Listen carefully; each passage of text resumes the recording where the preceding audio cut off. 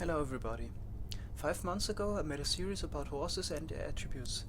I showed how the game calculates their values like speed and jump strength and showed accurate ways to measure those.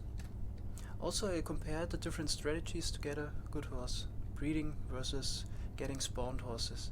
The main conclusion was breeding is 10 times slower, you have to get 10 more horses to get the same result, so build a general passive mob farm. After checking some of the existing designs for horse farms, I came to the conclusion that those are too slow to be efficient to get a really good horse. Here we see, for example, the design in principle for a horse farm by Alex Costa.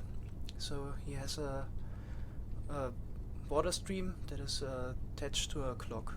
So if a horse would spawn or any other mob like pigs or sheep, after a while he would get flushed into the nether portal, and in the nether he sorts out the horses from the other animals.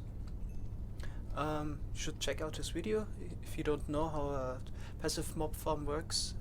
In general, it's worth the watch.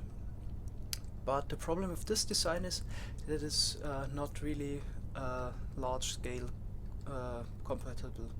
So it creates a lot of unnecessary water updates depending how fast the clock is, and so if you want, for example, cover 10,000 spawning spaces, that's gonna kill your server or your computer.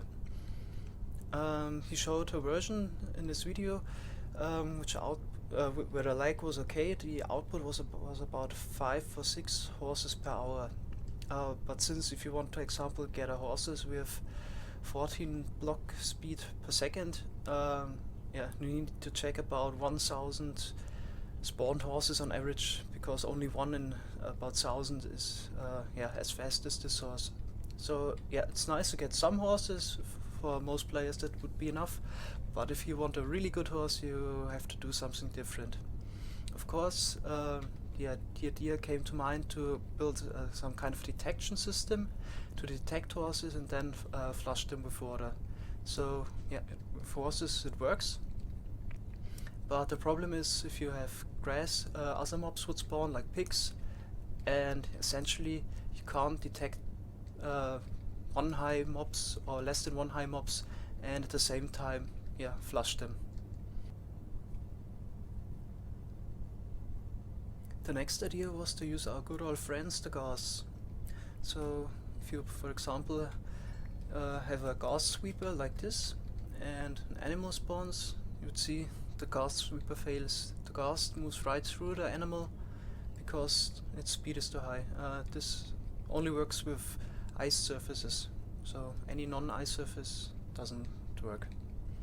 So the idea was to slow down the ghast, and here we have the working version. The solution was to have a powered rail that is unpowered 2 blocks behind the curve, while the ghast in the minecart has the maximum velocity. So just let's spawn a pig here and see it in action. As you can see, the ghast gets slowed down to the exact right speed, and this last strip is a ice layer just to really push him over the edge.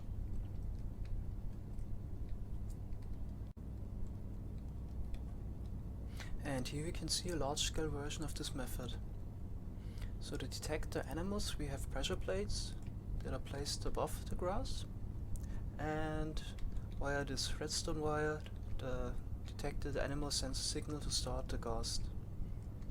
Also there's some redstone logic here to make those railroad switches here smarter. So if we, for example, spawn a pig here and here, the ghast is sent on its way to push over the pig.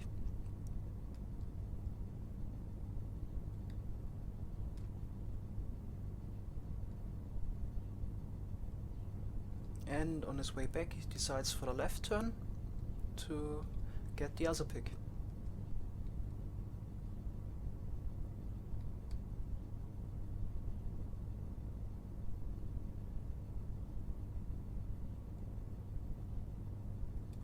and if he returns now, he's gonna take the right turn to get back to the starting position.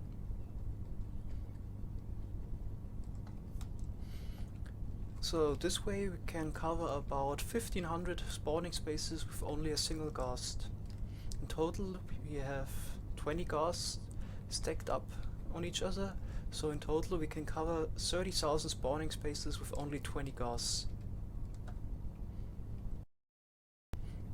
To kill and select the animals, we have this lava blade here, so all the mobs are gonna fall through there and start burning. And this on the way down they are slowed down by those vines, so all the pigs and cows and sheep that have 10 or less health points are gonna burn in there, and their drops fall into the water and are collected with this water stream here.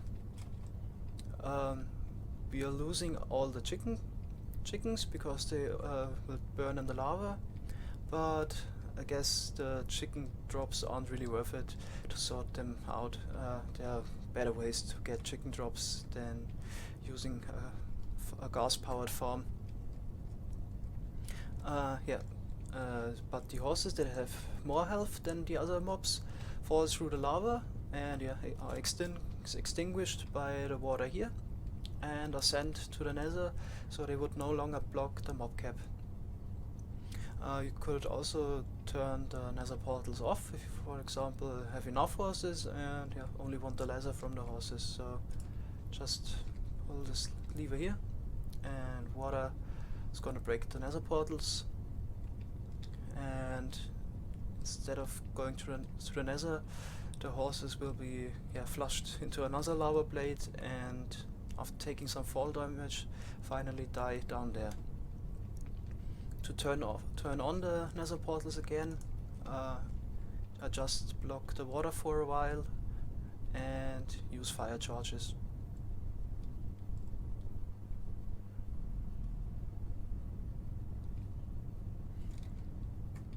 So with the spawning, with this amount of spawning spaces, which is about 30,000, you get about 600 normal drops per hour, which mainly consists of different type of grilled meat, for example beef, pork and mutton, some wool, and rabbit hides, a little leather, and most importantly you get about 30 horses per hour from this. You could also even scale up this farm, make it for example twice as big, so then you would get about 1000 drops per hour and about 50 horses, or if you even quadruple the size, which is still kinda lag friendly, you would get about 1500 drops and 70 horses per hour. So if you AFK one night, you have like 500 horses waiting in nether for you. That really should be enough. If you were wondering why the output isn't proportionate to the size of the farm, the reason is the mobcap could be blocked. The mobcap in single player is 10, so if you have more than 10 animals in the loaded area, no more mobs will spawn. Zipcrouch showed in their latest server tour how the algorithm works. So basically every 20 seconds there's a check for the mobcap, and if the mobcap is lower than 10, the game attempts to spawn new animals. If you have, for example, a lot of spawning spaces, Zipcrouch uses like 100,000, so it can happen that 25 animals spawn in the same game tick and exceed the mobcap by a lot. So, but normally with the size here, which is 30,000 spawning spaces, you're mostly under the mobcap. With this type of farm, you couldn't really use the 20-second timer because it's a little bit too slow. Because of the the pack spawning of the mobs, mobs mostly spawn in 2 layers or strips, and the ghast has to cover 2 of those at once, and that just takes more than 20 seconds. That's about it for today. Goodbye.